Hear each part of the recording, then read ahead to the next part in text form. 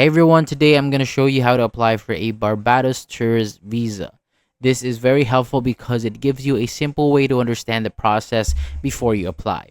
So first, go to the official Barbados visa information page and check if your nationality needs a visa.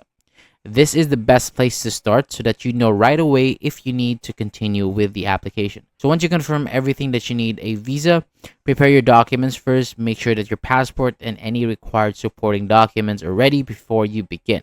So doing this early can help you avoid delays and make the process a lot more easier. So after that, use the online visa application link on the page. Fill in your personal details, passport information, and travel details carefully. Then upload the required documents and then review everything before submitting. And it's also important to check your details slowly so that there are no mistakes.